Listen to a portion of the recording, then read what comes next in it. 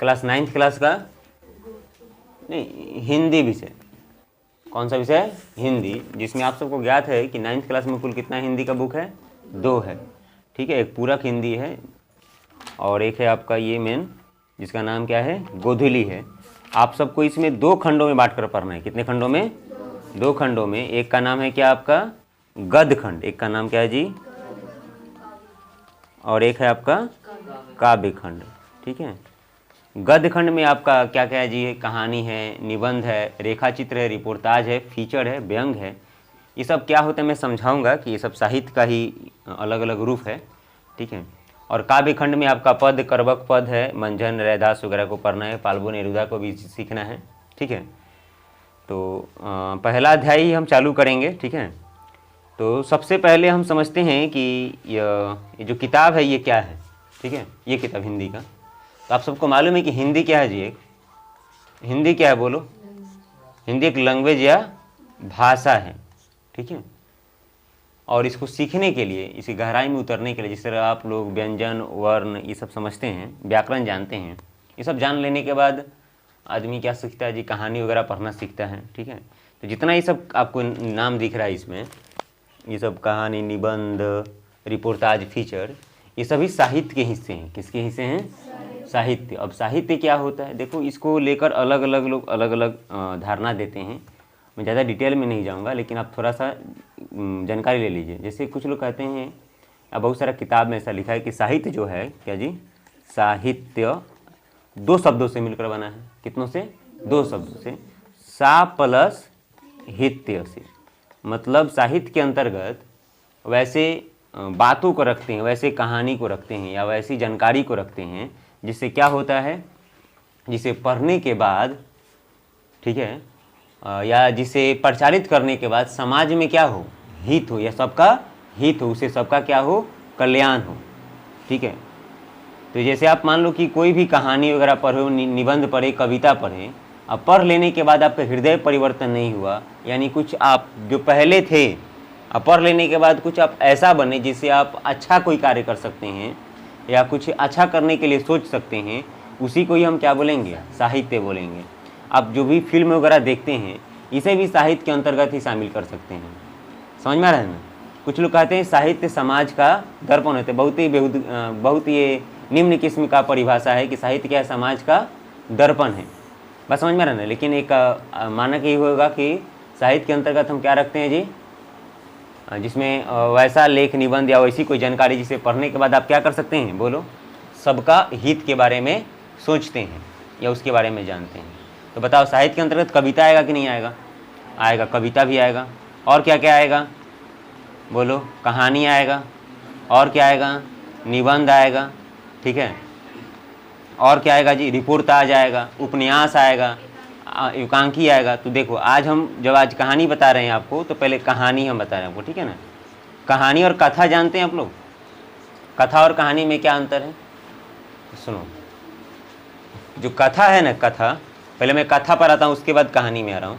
अगला अध्याय पढ़ेंगे तो ये सब झंझट नहीं होगा, थोड़ा सा शुरुआत है तो समझ लेते हैं। कथा आपका कथ्य धातु से मिलकर बना है। किससे मिलकर बना है? कथ्य धातु। कथ्य धातु का मतलब होता है वर्णन करना। क्या करना?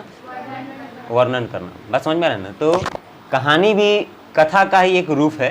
ठीक है ना? कहानी जो है ये कह से बना है। किससे बना है? कह से। ठीक है ना?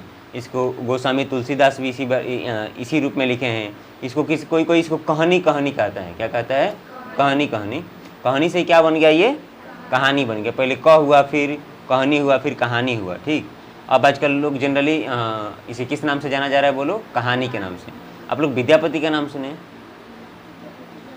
विद्यापति का नाम नहीं सुने? अपने बिहार के ही थे, मिथिला के। ठीक है, तो उस जमाने में जब लगभग 15वीं-16वीं शताब्दी में, ठीक है, जब ये लिखते थे, मतलब 14वीं शताब्दी में, तो वहाँ भी इन्होंने इस कहानी का प्रयोग किया। आप देखना वीडियो तो मालूम चलेगा। कहानी, जो नौ वाला, जो ट वाला जो नौ होता है वो लगाकर इसमें प्रयोग किए हैं कहानी का। ठीक है, जैसे आपको मैं यहाँ बता दे रहा हूँ इस रूप में। ठीक है, फिर यही लास्ट में क्या हो गया? कहानी हो गया। मतलब यही है कि कोई किसी घटना वगैरह क्या करना? वर्णन करना। कोई लोग इसमें अपना निजी बात भी रखता है। निजी बात का मतलब पर्सनल लाइफ का बात। और अधिकांश जो कहानी होता है ना पर्सनल लाइफ का ही होता है, या नहीं तो आप आसपास में देखे हुए होते हैं या कल्पना की हुई होती है। क्या की हुई होती है बदलिए? कल्पना। कल्पना समझते हो ना? तो कल्पना की हुई होती है, कल्पना। तो आज विद्यार्थी हम लोग क्या सीखेंगे? एक कहानी है जो शिवपूजन सहाय लिखे हैं। क्या नाम है उनका? बोलो। सहाय, शिवपूजन सहाय। इनके बारे में आप लोग अध्ययन करिएगा बुक से, ठीक है। और कहानी का नाम है, कहानी का प्लॉट ही है, नहीं मैं, प्लॉट का मतलब कथानक होता है, याद रखना। कहानी का प्लॉट, ठीक है। तो कथानक होता है, ठीक है।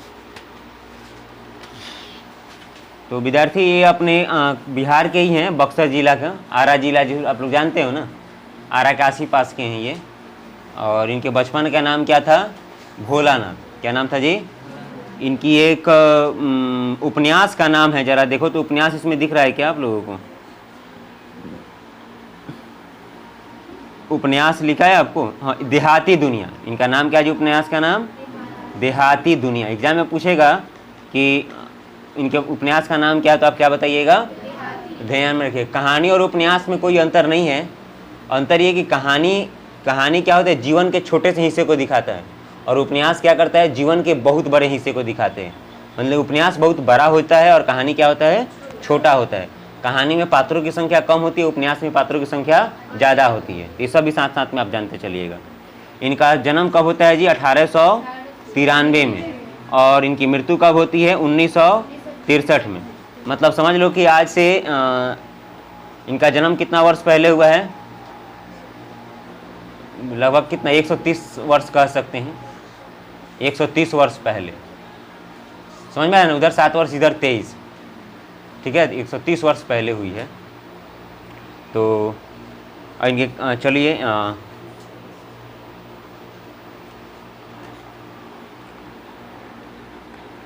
आजकल देखो, अभी मैंने आपसे पूछा दहेज, क्या है जी? दहेज। आजकल दहेज की चर्चा लगभग समाज के, हम लोग बिहार में या भारत के अधिकांश जगहों पर इसके दहेज शब्द का प्रयोग होता है, और लोग इसमें करते भी हैं। और प्राचीन क्या बोलते हैं, ये केवल भारत का ही बात नहीं, यूरोप के लोग भी ऐसा करते हैं। आप लोग जब इतिहास पढ़िएगा तो मालूम चलेगा कि जो अपना मुंबई था, मुंबई, इसको पुर्तगाल वालों ने इंग्लैंड को क्या कर दिया था? दहेज में दे दिया था, ठीक है ना। उसके अपने एक बेटा का शादी किया था, तो पुर्तगाल इस पर राज किया था मुंबई में, तो वो सब दहेज में दे दिया था उसको। समझ में आ रहा ना? जगह है, दहेज में दे दिया था, पूरा ले ही जाओ तो शादी करने के लिए। तो लेकिन वो तो पहले की बात है। आजकल भी कहीं कहीं दहेज नहीं देने के कारण लोगों की क्या कर दी जाती है? हत्याएं कर दी जाती है, ठीक है। और लोग अपने मन पसंद से शादी नहीं कर पाते हैं। बात समझ में आ रहा है? और साथ ही साथ आजकल देखना कि अधिकांश जो क्या बोलते हैं, जो नई लड़कियों का हत्याएं होती है, उसमें दहेज भी बहुत बड़ा कारण है। या उसका शादी हो जाने के बाद वो जो अपने ससुराल जाती है, तो वहाँ उसकी सास ननद दहेज को लेकर बार बार ताना मारती है। ये मध्यम वर्गीय परिवार में जनरली होता है, बड़े बड़े परिवार में भी ऐसा होता है, ठीक है। तो ये कहानी किस प्रकार से समाज को प्रभावित करती है, उसको हम एक जानेंगे। इसमें एक लड़की को क्या बोलते हैं, प्रतीक बनाकर, प्रतीक मतलब समझ लो कि संकेत बनाकर कहानी कही गई है, ठीक है। चलिए तो देखते हैं। देखिए तो पेज नंबर 11 का लास्ट पैराग्राफ। इस कहानी में कहानीकार ने समाज में नारी का स्थान निर्धारित करने के क्रम में तिलक, दहेज की निर्मम प्रथा, वृद्ध विवाह आदि की विसंगतियों के मार्मिक दस्तावेज प्रस्तुत करता है। तिलक दहेज की क्रूरता के शिकार भगजुगनी एक वृद्ध के गले बांध दी जाती है। तरुणाई प्राप्त करते करते वो विधवा हो जाती है। तरुणाई समझते हो ना? युवावस्था, जवान होते होते। जैसे अभी आप लोग उस अवस्था की ओर बढ़ रहे हैं, मतलब 18-19 वर्ष के कदम में रख रहे हैं, और अपने सौतेले बेटे की पत्नी बनने का दुर्भाग्य स्वीकार करती है। नारी की नियति है। समझ में आ रहा है ना? आजकल आपको मणिपुर के बारे में हम बता रहे हैं, हमेशा महिलाएं ही क्या बोलते हैं, किसी घटना का शिकार होती हैं। जितना शादी हो जाने के बाद जितना पुरुषों का अधिकार है, उतना महिलाओं का भी अधिकार है, लेकिन दबा दिया जाता है किसको? महिलाओं को। अभी आप मणिपुर में जो हिंसा हो रहा है, उसमें बहुत सारे लोग मारे गए, लेकिन दुर्घटना ज़्यादा किसके साथ हुआ? महिलाओं के साथ, महिलाओं के साथ हुआ है। इसी तरह रूस और यूक्रेन में जो युद्ध हुआ तो वहाँ का जो सैनिक यूक्रेन के जाकर महिलाओं और लड़कियों के साथ गलत व्यवहार किया था। बात समझ में आ रहा है ना? इसलिए जागरूक होना बहुत ज़रूरी है और समाज को पढ़ना लिखना और इस प्रकार की कहानी को भी पढ़ना जरूरी है। समझ में आ रहा है ना? तो चलिए शुरुआत करते हैं। पहले लेखक महोदय अपने बारे में कुछ बोल रहे हैं कि मैं क्या नहीं हूँ जी, मैं कहानी लेखक नहीं हूँ, कहानी लिखने का योग प्रतिभा भी मुझ में नहीं है।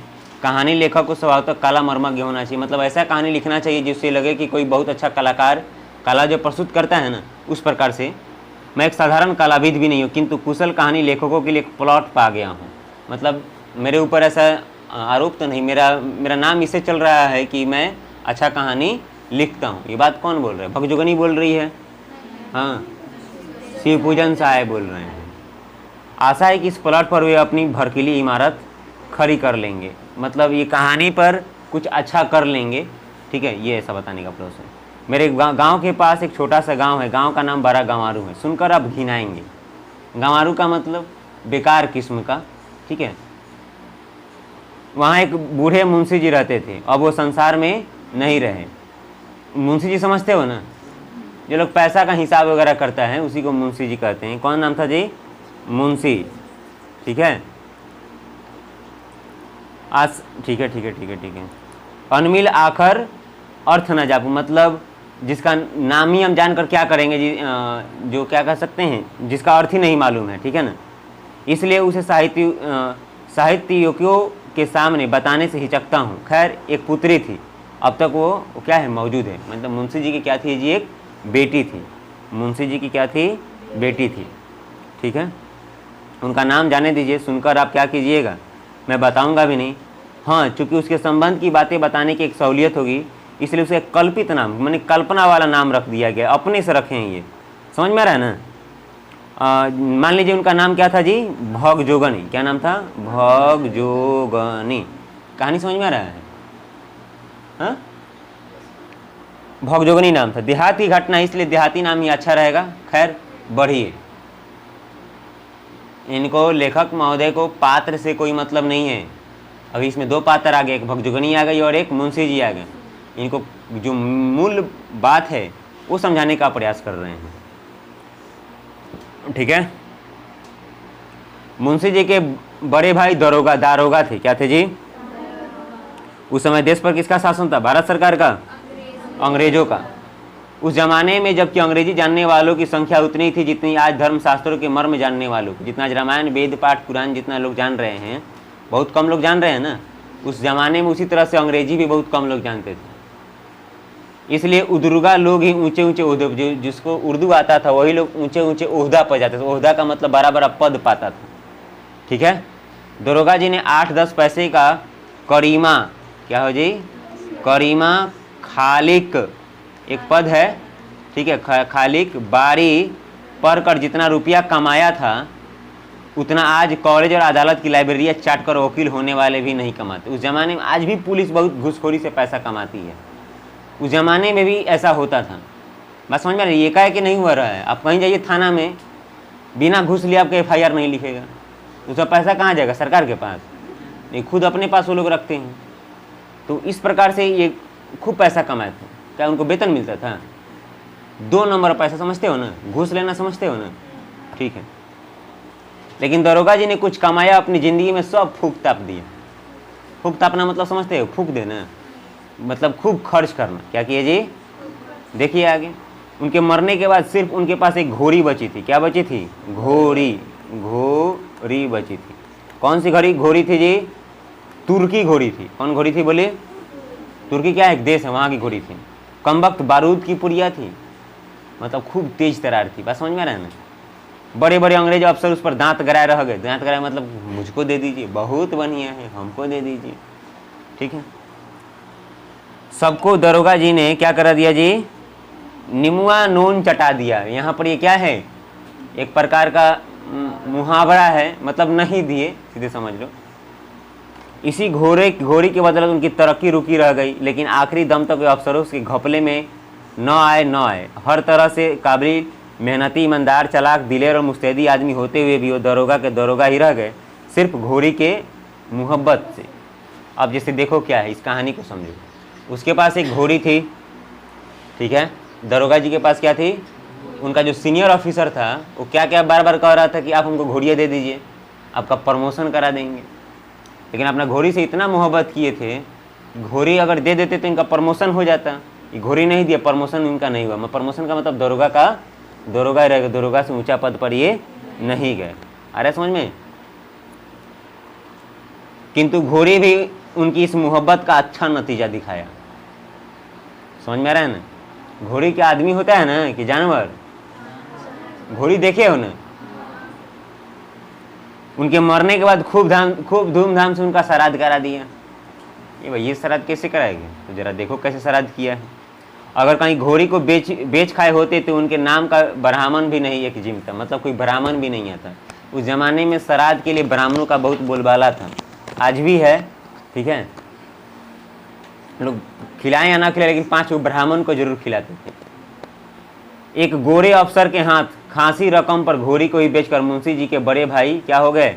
उरीन हो गए। उरीन का मतलब समझते हो? जो भी ऋण वगैरह लिए थे वो सब क्या हो गया? कंप्लीट हो गया। क्या हो गया? मतलब सब चुका दिए, उरीन होना कहते हैं उसको, ठीक है। दरोगा जी के ज़माने में मुंशी जी ने भी खूब घी के दिए जलाए थे। घी के दिया जलाना, क्या जलाना जी? घी के दिया जलाना। ये भी क्या है बोलो? इसका मतलब क्या होता है? खूब ऐसो आराम से रहना, घी से स्नान करना, दूध से क्या करना? दूध से क्या करना? दूध से पैर धोना, मान लो। समझ में आ रहा नहीं? इतना आराम से जिए थे, ठीक है। 1 जून 32 बटेर और 14 चपातियाँ उड़ा देते थे। मतलब मीट मछली के बारे में बात हो रहा है। नथनी उतारने में दरोगा जी के बड़े भैया थे। हर साल एक नया जलसा हुआ ही करता था, ठीक है। नया जलसा का मतलब कोई जग परोज हो गया, गांव वाले को खिला दिए, ठीक है। नथनी उतारना समझते हो ना? इसमें जितना सारा मुहावरा है सबका प्रयोग हम बताएंगे आपको, ठीक है। ये में है, ठीक है।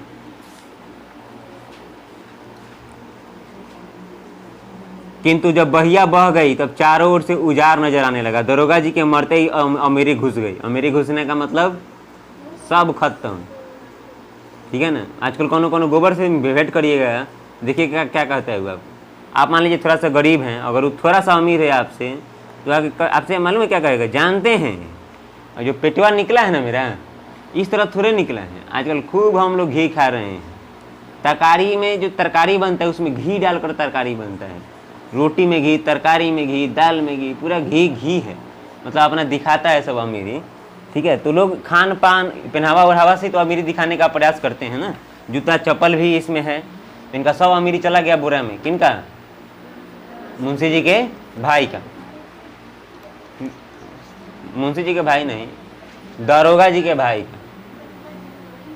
दरोगा जी के भाई। अब देखिए, किंतु जब बहिया बह गई तब चारों नजर, ठीक है। चिलम के साथ चूल्हा चौकी भी ठंडी हो गई। चिलम भी नहीं मिल रहा था। चिलम मतलब जस्ट लाइक सिगरेट जैसा। और जो जीभ एक दिन बटेरों का शोरबा शोरबा का मतलब रस। बटेर मतलब समझ में आ रहा है ना? बटेर एक बहुत खतरनाक चिड़िया है जो जल्दी मिलती नहीं है। खबर है कि उसका मांस बड़ा स्वादिष्ट होता है। अब बटेर मारना आसान काम नहीं है। तो शोरबा चूसते थे, बोले चूसता ना, क्या बोलते हैं उसको? चाटना नहीं, क्या बोलते हैं? पीना हो। कुछ लोग रस पीते हैं मीट मछली का, ठीक है ना। उस तरह से पीते थे, ठीक। आगे देखिए, अब वो सरा कर मटर का सत्तू सपोटने लगे हैं, सर पोटने लगे। मटर का सत्तू ही खा रहे हैं। चुपड़ी चपातियाँ चबाने वाले दांत अब चंद चने चबाकर दिन गुजारने लगे। लोग साफ कहने लग गए कि थानेदार की कमाई और फूस का तापना दोनों क्या है? बराबर है। मतलब यही है कि अगर आप अवैध तरीका से पैसा लाएंगे, कहीं से चोरी चुहारी से करके लाएंगे, डकैती करके लाएंगे, तो पैसा चलता नहीं है। कि दरोगा अब कितना भी ईमानदारी से बिहार पुलिस में काम करिए, ठीक है, कितना भी ईमानदारी से करिए, लोग आपको चोरे कहेगा। बस समझ में आ रहा है ना। आगे देखिए, हर साल नई नथनी उतारने वाले मुंशी जी को गांव जवार के लोग भी अपनी नजरों से उतारने लगे। गांव का भी लोग बहुत खतरनाक होते हैं। पैसा है तब हुजूर जी, मालिक जी, मालिक जी। पैसा गया गोबर, पैसा हो गया खत्म, तो आपको भी सब खत्म ही खत्म। बात समझ में आ रहा है ना। इसलिए भी पैसा अगर आपके पास हो गया इन फ्यूचर तो नंगा नाच नहीं करना है, मतलब सिंपल वे में रहना है, ठीक है ना। जब मुंशी जी चुल्लू के चुल्लू इत्र लेकर अपने पोशाक में भाला करते थे, माला करते थे। चुल्लू के चुल्लू मतलब समझ में आ रहा है ना, उस समय इस प्रकार से नहीं आता था, इस तरह से, समझ में आ रहा है ना। है ना जी, छिड़क देंगे इससे, उस तरह से नहीं होता था, तो हाथ में लगा के इस तरह से लोग मलता था चुल्लू में, इसमें, समझ में आ रहा है ना। इतना इत्र होता था। इत्र मतलब सेंट, परफ्यूम। देखिए एक लड़का कहा परफ्यूम, देखिए कितना तेजस्वी लोग। क्या है जी? परफ्यूम। इसको हिंदी में क्या बोलेंगे? इत्र, ठीक है। अब करवा तेल भी मिलना क्या हो गया है? मुहाल हो गया। शायद किस्मत की फटी चादर भी कोई रफूगर नहीं है, मतलब कहीं चादर उधर फटता है तो रफू करवाया जाता है ना, तो फटने के बाद कुछ नहीं मिल रहा है। जो व्यक्ति इत्र गुलाल मलता था वो क्या हो गया? किसे हो गया जी? उसको अब कड़वा तेल भी नहीं मिल रहा है। पंखा चला लो, क्यों परेशानी में गए। लेकिन जरा किस्मत की दोहरी मार तो देखिए। दरोगा जी के ज़माने में मुंशी जी के 4-5 लड़के हुए, पर सबके सब चिराग हो गए। चिराग हो गया का मतलब मर गए। जब बेचारे की 5 उंगलियां घी में थी तो कोई खाने वाला न रहा। जब दोनों टांगे दरिद्रता के दलदल में आ फंसी और ऊपर से बुढ़ापे की कंधे दबाने लगे, तब कोर की खाज की तरह एक लड़की पैदा हो गई। देखिए यहाँ लेखक महोदय का भी थोड़ा सा दोहरा चरित्र दिख रहा है यहाँ। मतलब ये बता रहे हैं कि लड़की का पैदा होना मतलब थोड़ा सा क्या है, थोड़ा सा हीनता है, थोड़ा सा दरिद्रता को दिखाता है। कोई बात नहीं, चलेगा। समझ में आ रहा है ना, दरिद्रता को दिखाता है। अभी लेखक महोदय का बोल सकते हो या उस जमाने की जो धारणा है वो बोल सकते हो। लेखक महोदय का तो नहीं कहेंगे, क्योंकि अगर ऐसा रहता तो लेखक महोदय इस पर क्यों लिखते, कोई टिकटक लिपस्टिक लिखते। समझ में आ रहा है ना।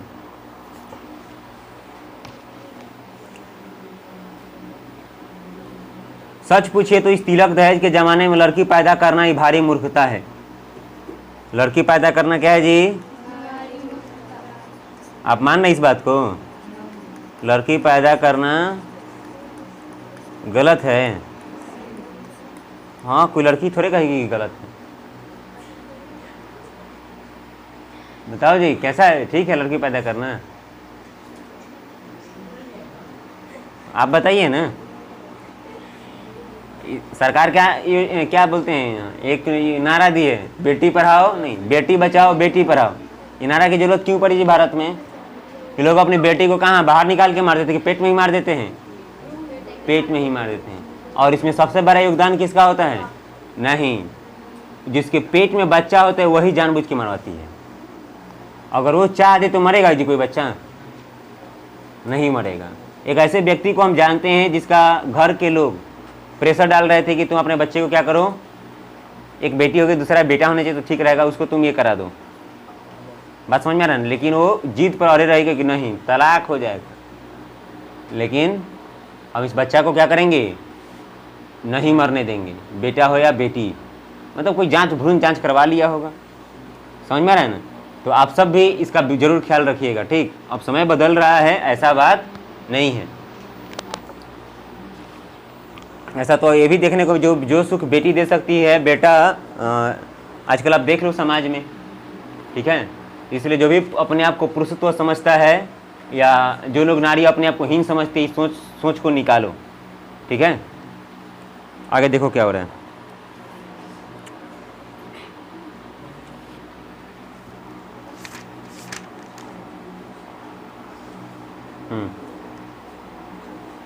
यहाँ पर एक लेखक महोदय बहुत बड़ी बात कहें कि अमीरी की कब्र पर पनपी हुई गरीबी बहुत जहरीली होती है। मतलब आप सुख में जीवन बिताए हैं, रसगुल्ला दान किए हैं, क्या बोलते हैं आप, शैम्पू से नहाए हैं और घी से स्नान किए हैं, मतलब क्या बोलते हैं, हाँ घी से कूला किए हैं, मतलब खूब ऐशो आराम से जिए हैं, और एकाएक गरीबी आ गया। क्या आ गया? तो जीवन बड़ा कष्ट से गुजरेगा हो। बुझा रहे हैं ना। भगजोगनी चूंकि मुंशी की गरीबी में पैदा हुई और जन्मते ही माँ के दूध से वंचित हो गई, मतलब टूअर हो गई। ठीक है ना, टूअर का मतलब माँ उसकी नहीं रही, इसलिए अभागिन तो अजहद थी, इसमें शक नहीं, पर सुंदरता में वह अंधेरे के घर का दीपक थी, मतलब बहुत सुंदर थी। एक बार बात ध्यान में रखना कि गरीबी ऐसी खतरनाक चीज़ है कि सुंदर बेटियों का भी रूप छीन लेती है, समझ लेना। ठीक है ना, गरीबी क्या करती है जी, सुंदर बेटियों का रूप छीन लेती है। ठीक है, अभी मिलाकर देखना कहीं तो भले स्मार्ट थी, सुंदर थी, लेकिन गरीबी के कारण उसकी सुंदरता क्या हो गई थी, छिप गई थी। आजकल वैसी सुघर लड़की किसी ने कभी न देखी। अब इनके भी नज़र में बहुत सुघर थी, क्या थी जी, सुघर। सुघर का खाली सुंदर ही नहीं थी, और भी बहुत सारी उसमें विशेषताएं हैं। ठीक है ना, अभागवश मैंने उसे देखा था। जिस दिन पहले उसे देखा तब करीब 11-12 वर्ष की थी,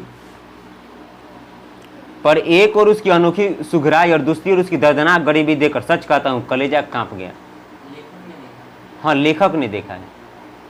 यदि कोई भावुक कहानी लेखक सहृदय कवि उसे देख लेता तो उसकी लेखनी में अन्यास करुणा की धारा फूट निकलती। मतलब ऐसा लिखता ना कि पढ़ने के बाद आदमी रो देता। हेलो, ऐसी भी कहानियाँ कविताएं होती जिसे पढ़ने के बाद लोग क्या कर देते हैं, रो देते हैं। लेकिन आजकल तो लोग कहाँ रो रहे हैं, कहानी या कविता देखकर लोग रो रहे हैं। ऐसा नहीं है कि नहीं रो रहे हैं, फिल्म देखकर पहले रो देते थे। एक बार बचपन में एक लोग फिल्म दिखा तेरी मेहरबानियाँ, उसमें वो कूता था, अपने मालिक का जान बचाया था, तेरी मेहरबानियाँ, तो लोग खूब रोए, टीवी को बंद करना पड़ा। लेकिन आजकल कौन रो रहा है जी, लोग रो रहा है, लेकिन किस लिए रो रहा है, बुझा गया ना किस लिए रो रहा है, बुझा गया सबको।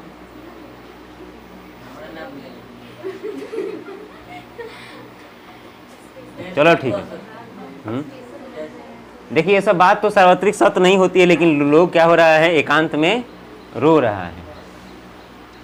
ठीक है, तो ये बोल रहे हैं कि कोई भगजोगनी को देखता ना, कोई लेखक कवि, तो इतना खतरनाक बात लिखता, इतना ममतामयी बातें लिखता कि कोई देखकर पाठक उसे रो देता। किंतु मेरी लेखनी में इतना जोर नहीं कि उस गरीबी की भावना चित्र को मेरे हृदय पट से उतारकर सरोज के इस कोमल दल पर मैं रख सकें। और सच्ची घटना होने के कारण केवल प्रभावशाली बनाने के लिए मैं जो भड़कीली भाषा में लिखते ही नहीं बनता। भाषा में गरीबी को ठीक ठाक चित्रित करने की शक्ति नहीं होती, भले ही वह राजमहलों के ऐश्वर्य लीला और विशाल वैभव के वर्णन करने में समर्थ हो। भाषा में गरीबी को ठीक ठीक चित्रित करने की शक्ति नहीं होती। अब देखो, ये एक हिसाब से ना साहित्य पर चोट कर रहे हैं कि हम लोगों के जो साहित्य में लिखा गया है ना, वो गरीबी के बारे में बहुत कम लिखा गया है। बात समझ में आ रहा है ना, इस प्रकार की घटनाएं बहुत कम लिखी गई है। बेचारी उस उम्र में कमर में सिर्फ एक पतला सा चिथरा लपेटे हुए थी। चिथरा मतलब समझते हो, कपड़ा का टुकड़ा। आजकल ना भाई महीना में 10 को बदला रहा है, चाहे रोज ये हो रहा है ना जी। आज से अपने गांव में किसी से पूछिएगा कि 30 साल पहले 20 साल पहले लोगों को कपड़ा का बहुत दिक्कत होता था। किसी से कभी टाइम वगैरह बुजुर्ग से मिल रहा है, मोबाइल वगैरह छोड़कर, टिकटॉक छोड़कर, तो कभी बातचीत करिए, बोलिएगा कि मुझे जो पढ़ा रहे हैं ऐसा बात बोल रहे थे कि क्या आज से 30 वर्ष पहले कपड़ा इतना सुलभता से या सबको कपड़ा उपलब्ध हो पाता था। तो इलाज रखने के लिए क्या पहनी थी, एक चिथरा मतलब होता है ना जी, वो लगाई थी, कपड़ा छोटा सा। मुश्किल से उसकी लाजा ढकने में समर्थ थी। उसके सिर के बाल तेल बिना बुरी तरह बिखर कर डरावने हो गए थे। उसकी बड़ी बड़ी आंखों में एक अजीब ढंग की करुण कातर चितवन थी। मतलब चितवन का मतलब किसी को लगातार देखते रहना, ठीक है ना, देखते हुए मन करेगा तो उसे देखते रहें। कोई कहता है चितचोर है तुम, क्या है, चितचोर है, मतलब एक झटका देख लिया ना, उसको देखते ही रह गया कि तुम्हारे मौने को चुरा लिए। कोई ऐसा भी होता है, उसको क्या कहा जाता है, चितचोर। भगवान श्री कृष्ण को चितचोर कहा गया है, क्योंकि उनको जो भी लड़की मतलब उस समय की जो देखती थी उसको देखते ही रह जाती थी। जा समझ में रहा है ना। देखिए, दरिद्रता राक्षसी ने सुंदरता सुकुमारी का गाला क्या कर दिया था, टिप दिया था। मतलब उसकी सुंदरता का गाला ख़त्म कर दिया था। बेचारी की सुंदरता कुरूपता में बदल गई है। कोई आसपास की कोई लड़की के देखना जो मैंने थोड़ा सा गरीब है, उसकी दशा कैसी है। आपके आसपास में कोई ना कोई ऐसा, अब तो बहुत कम संभावना है, क्योंकि हम लोग का समाज अब डेवलप हो रहा है कि नहीं हो रहा है। बहुत कम ही लोग कुपोषण का शिकार वगैरह हो रहे हैं, नहीं है। कहते हैं कि प्रकृति सुंदरता के लिए कृत्रिम श्रृंगार की जरूरत नहीं होती है। आजकल जो लोग मेकअप और टिकटॉक लिपस्टिक लगा रहे हैं ना, वो समझ लो उसके पास सुंदरता नहीं है। इस किताब के अनुसार ये बोल रहे हैं कि जो भगवान ने सुंदरता दी है, जो प्रकृति ने सुंदरता दी है, उसके आगे टिकटॉक लिपस्टिक, ये पाउडर वगैरह की कोई ज़रूरत नहीं है। क्योंकि जंगल में पेड़ की छाल और फूल पत्तियों की सज कर शकुंतला जैसी सुंदर मालूम होती थी, वैसे दुष्यंत के राजमहल में 16 श्रृंगार करके भी वह कभी न फबी। मतलब शकुंतला जो जंगल में सुंदर दिखती थी, वो महलों में क्या बोलते हैं, ये सब लगा वगा कर टीका सीका करके भी उतना सुंदर नहीं दिखी। क्या आप लोग इस बात को मानते हैं कि जो लोग थोड़ा सा टिकटॉक लिपस्टिक करते हैं वो थोड़ा स्मार्ट दिखने लगते हैं? थोड़ा सा चित्त को चुराने में वो सब होता है, लेकिन कोई सुंदरता ये तुम्हारा मन में है, मेरे समझ से, ठीक है। आगे देखो, उसके कानों के उदर दैत का कर्कश हाहाकार कभी न गुजा था। वह शांति के संतोष की गोद में पलकर सियानी हुई थी, और तभी उसके लिए महाकवि की शैवाल जाल लिप्त कमलिनी वाली उपमा उपयुक्त हो सकी। पर भगजोगनी, मतलब कवि उसको क्या बोला है, शैवाल जाल लिप्त कमलिनी। वह दाने दाने को त्रस्ती थी, एक बीता कपड़े के लिए मुहताज थी, सिर में लगाने के लिए एक चुल्लू अलसी का तेल भी सपना था। अलसी मतलब समझते हो जी, अलसी, अलसी मतलब तीसी होता है। तीसी का भी तेल नहीं मिल रहा था उस समय, तीसी का तेल का वैल्यू कम था। आजकल इस सब का वैल्यू बढ़ गया है, ठीक है। किसी का हार्ट का बीमारी होता है तो उसको कौन सा तेल प्रीफर कराया जाता है, तीसी का तेल, ठीक है। महीने के 1 महीने भरपेट अन्न के लाले पड़े थे, भला हड्डियों के खंडहर के सौंदर्य देवता कैसे टिक सकते। सौंदर्य देवता किसमें प्रवेश करते हैं, सुंदरता के देवता किसमें प्रवेश करते हैं, जिसके शरीर पर क्या हो, मांस हो। ध्यान में रखिएगा, जिसको ठीक से भोजन नहीं मिलता है वो अच्छे लोग भी कैसे दिखने लगते हैं, खराब दिखने लगते हैं। समझ में आ रहा है ना। आगे देखिए, उफ, उन दिन मुंशी जी का जब रो रो कर अपना दुखड़ा सुनाने लगे तब कलेजा टुक टुक हो गया। कहने लगे, क्या कहूँ बाबू साहेब। बाबू साहब किनको कहा गया है, शिवपूजन सहायक को। पिछले दिन जब याद आते हैं तब गस आ जाता है। यह गरीबी की तीखी मार इस लड़की की वजह से और भी अखरती है। देखिए इसके सिर के बाल कैसे खुशक और गोरख धंधारी हो रहे हैं। गोरख धंधारी का मतलब समझते हो, मतलब समझ लो कि उसकी हालात ऐसी हो गई है कि जू वगैरह होता है ना, जू सब का भी इसमें घर हो गया है। घर में इसकी माँ होती तो कम से कम इसके सिर में जुआ का अड्डा तो ना होता, जुओं का अड्डा। इसकी आंखों की जोत अब भी ऐसी मंद पड़ गई, जुए के घर जाकर भी कंघी चोटी करा लेती तो सिर पर चिड़िया का घोंसला ना बनता। आप तो जानते हैं यह छोटा सा गांव है, कभी साल छमाहे में किसी के घर बच्चा पैदा होते तो इसके रूखे सूखे बालों के नसीब जागते हैं। थोड़ा इस फैन कौन को, मतलब क्या हो रहा है, एक संस्कृति का भी यहाँ पर लेखक महोदय उजागर कर रहे हैं या बता रहे हैं। संस्कृति क्या है जी, जो इसमें लड़की है जब उसका मटकोर होगा, क्या होगा, मटकोर, तो मटकोर में कौन जाता है, पुरुष जाता है ना कुदाल लेकर, कौन जाता है, महिलाएं जाती है कि लड़कियां जाती हैं, लड़की और महिलाएं दोनों जाती है। जब माटीकोर हो जाता है तो उस समय महिलाएं एक दूसरे को क्या करती है, सिर पर तिल लगाती है और सिंदूर लगाती है। ऐसा होता है, उसमें कोई भेदभाव होता है क्या, नहीं, सबको लगा दिया जाता है। और कोई विवाह में तुम किसी के चले जाओ तो भगाएगा। छठियार होता है ना, छठियार समझते हो, किसी का बच्चा वगैरह हुआ है 8-9 दिन के बाद जो प्रोसेस होता है उसमें भी लोग तेल वगैरह एक दूसरे के साथ शेयर करते हैं, ठीक है। लेकिन अब इस सब का कोई वैल्यू है, कौन तेल के लिए मोहताज है। लेकिन ये सब उस जमाने में बड़ा वैल्यू था। लोग कहता था कि फलाना आदमी हमको उसके विवाह में ऐसा तेल दिया है, वैसा इतना अच्छा तेल था, गमकौआ तेल था, महकौआ तेल था, ठीक है। अब कोई पूछेगा कि आपका भी उम्र इतना नहीं है, लेकिन फिर आपको ये सब कैसे मालूम, कैसे मालूम? तो इसके पीछे कारण क्या है, अपने बारे में तो नहीं बताना चाहिए, लेकिन मैं आपको बता रहा हूँ। जैसे हम कहीं ऑटो वगैरह से जाते हैं और उस व्यक्ति का उम्र ज़्यादा है, उससे हम कुछ कुछ पूछते रहें कि आपकी बात समझ में आ रहा है कि आप कहाँ रहते हैं, क्या करते हैं, कितना पैसा कमा लेते हैं, फिर क्या क्या करते हैं। और भी जिस तरह से गांव में कोई बड़े बुजुर्ग हैं, उनके सानिध्य में आदमी बैठता है तो इस सब बारे में बात करता है। तो आपके आसपास में भी कोई ऐसे लोग हैं तो आप उनसे क्या करिए, बात करिए। आप तो बात कर ही रहे हैं, थोड़ा इस मामले में बात करिए, ठीक है।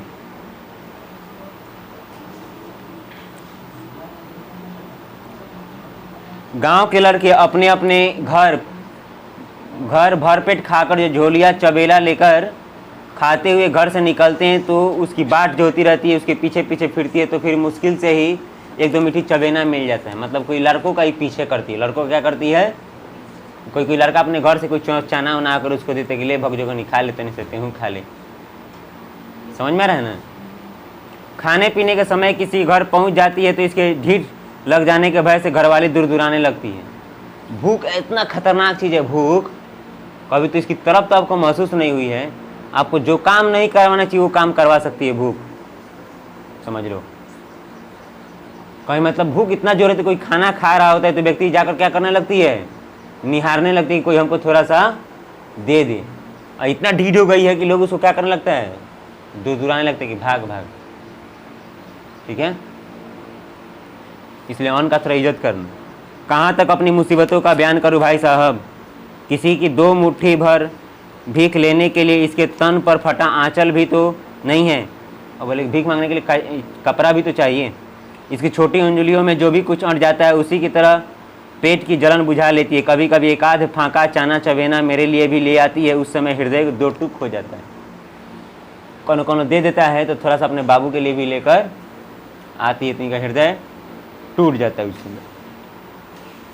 किसी दिन भर घर घर घूमकर जब शाम को मेरे पास आकर धीमी आवाज़ में कहती, बाबूजी भूख लगी है, कुछ हो तो खाने को दो, उस वक्त आपसे ईमानवन कहता हूँ, जी चाहता है कि गले फांसी लगाकर मर जाऊँ या किसी कुएं तालाब में डूब मरूँ। ये बात कौन बोल रहा है जी, क्या नाम है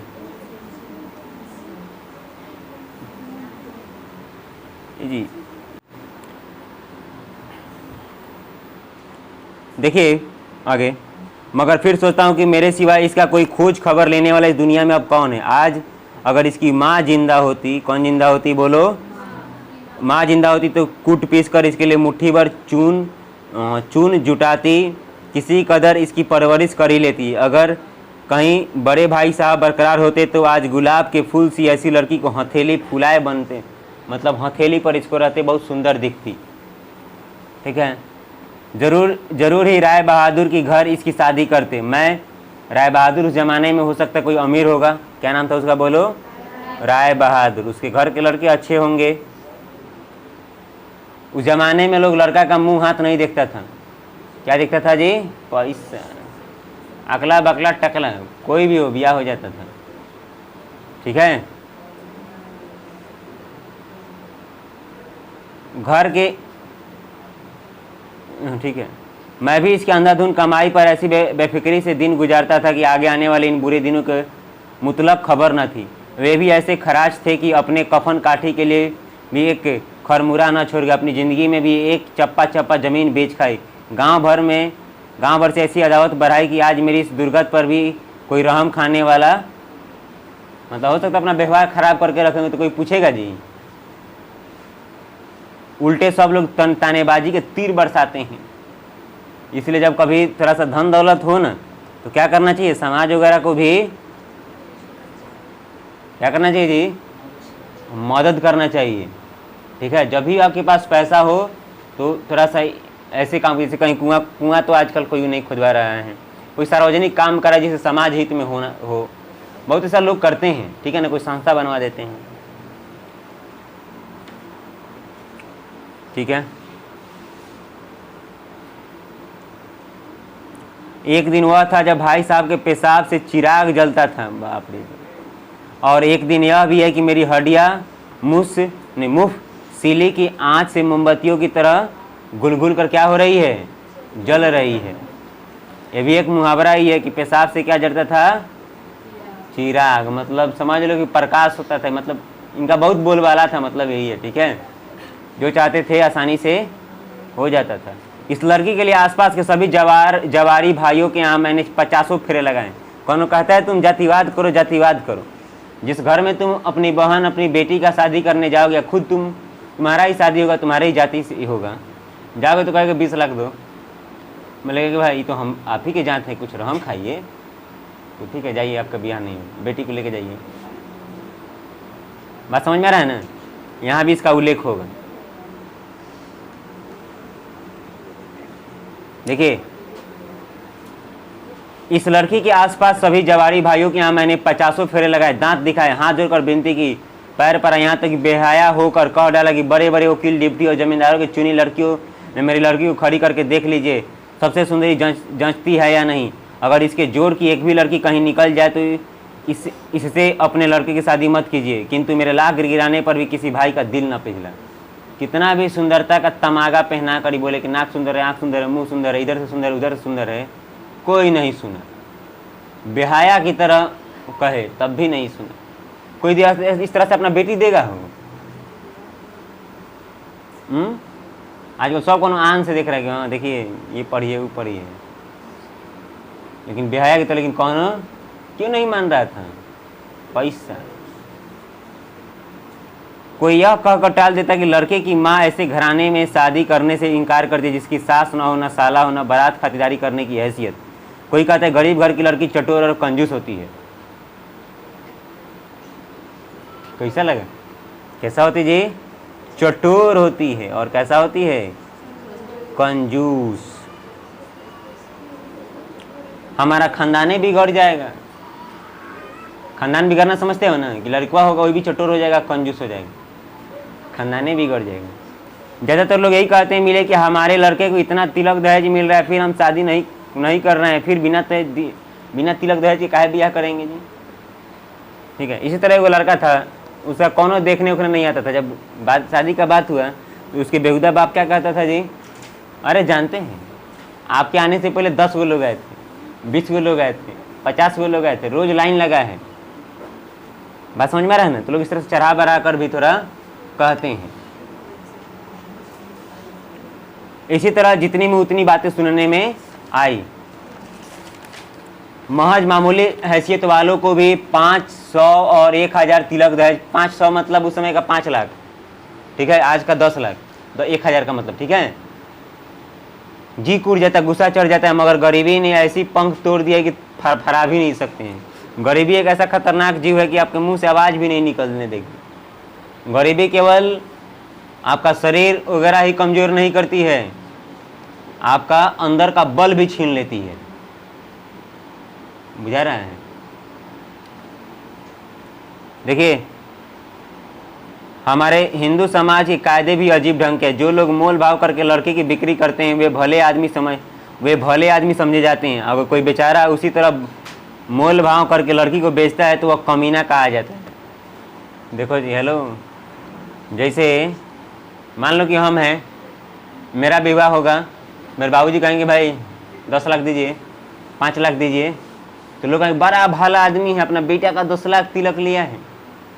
और वही अगर कोई अपनी बहन या बेटी के लिए तिलक मांगने लगे कि भाई अपनी बहन हम बेटी का शादी करेंगे 20 लाख दो, तब उसे क्या कहा जाएगा? बेटी बेचा हुआ, कमीना, नालायक कहा जाएगा कि नहीं कहा जाएगा? मैंने बेटा बेचो तो ठीक है, आप बेटी बेचो तो गड़बड़ है। तो बताओ आप लोग तिलक लोगे?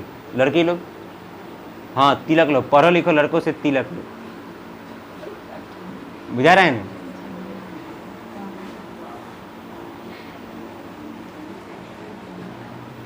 आगे देखिए, अगर आज इसे बेचना चाहता तो इसकी काफ़ी रकम ऐठ सकता था, लेकिन कम से कम मेरी ज़िंदगी तो जरूर आराम से कट जाती। लेकिन जीते जी हरगिज़ जैसे मक्खी भी न लूँगा, चाहे यह कमारी रहे या सियानी होकर मेरा नाम हंसाए। मतलब इज्जत में रखते हैं, भले कुछ भी है, जाके भीख मांग रही खा रही है, लेकिन इसको बेचना नहीं चाह रहे हैं। देखिए ना, सियानी तो करीब करीब हो गई है, सिर्फ पेट की मार से उकसने नहीं पाती, बढ़ती रुकी हुई है। अगर किसी खुशहाल घर में होती तो अब तक फुटकर सियानी हो जाती, बदन भरने में खूबसूरती भर भी रोगन चढ़ता। तो बेटी की बार बेटे से जल्दी होती है, लड़की जल्दी सियान हो जाती है। बात समझ में आ रहा है ना? हम अपना बता रहे हैं, एक लड़के को अपने गोदी में हम खिलाएं, उसका आज एक बच्चा हो गया। गोदी में एक लड़की को खिलाए हैं तो उसका आज एक बच्चा हो गया। मतलब लड़की थोड़ा क्या होती है, जल्दी ग्रो करती है। ठीक है, अब मैं अधिक क्या कहूँ बाबू साहब, अपनी ही करनी का नतीजा भोग रहा हूँ। मोतियाबिंद गठिया दामा का निकामा कर छोड़ा है। अब पछतावे मेरे आंसू, ईश्वर को पिघलने का दम नहीं है। अगर सच पूछे तो इस वक्त सिर्फ एक ही उम्मीद पर जान अटकी हुई है। एक साहब ने बहुत कुछ कहने सुनने से इसकी शादी करने का वादा किया है। देखना है गांव के खोटे लोग उन्हें भी फरकाते हैं या मेरी झांझरी नैया को पार लगाने देते हैं। लड़की की उम्र कुछ कड़ी जरूर है, मतलब कुछ ज़्यादा है, 41-42 साल की है। आप मान लो 12-13 साल की हो या 16 साल की हो। 25 साल के लड़का से होगा तो मान लो चलेगा, 20 साल के लड़का से होगा चलेगा, के लिए जब 50 साल के लड़का आदमी से तब क्या होगा? देखिए, मगर इसके सिवा कोई चारा भी नहीं है। छाती पर पत्थर रखकर अपनी इस राज कोकिला को देख लो। मुंशी साहब अपनी बेटी को बहुत मान रहे हैं।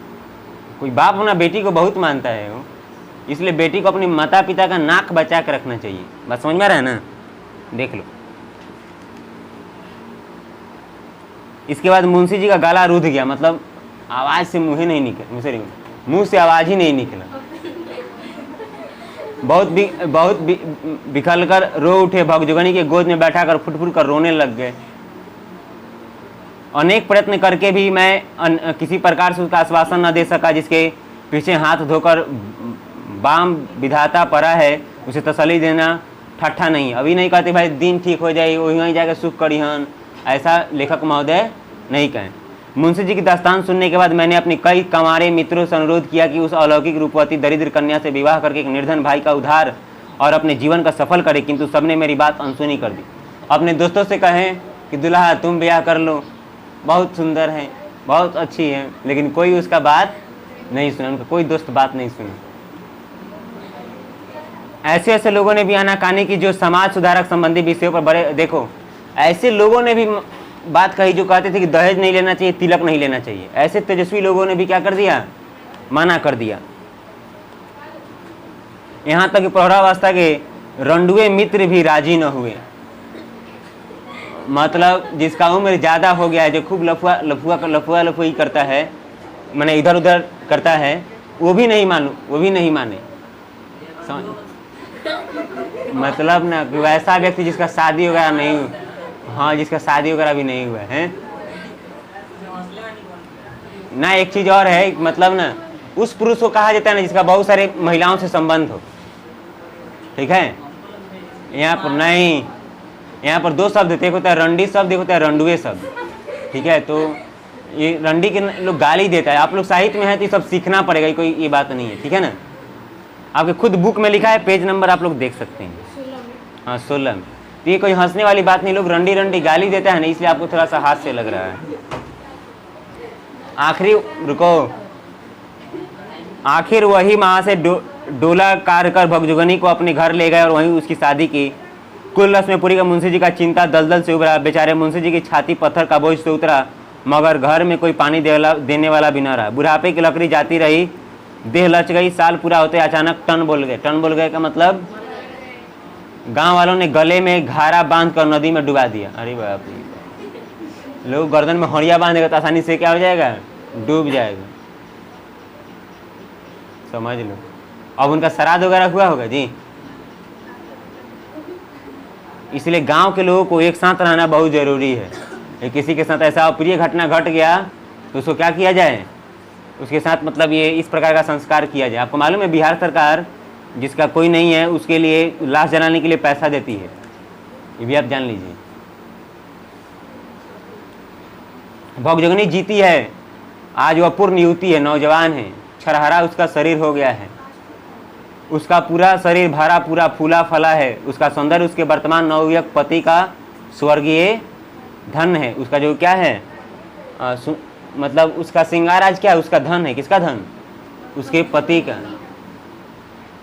उसका पहला पति इस संसार में नहीं है, दूसरा पति उसका सौतेला। प्रश्नों पर कल विचार करेंगे। उम्मीद है कि यहाँ तक आप समझ गए होंगे। बहुत बहुत धन्यवाद।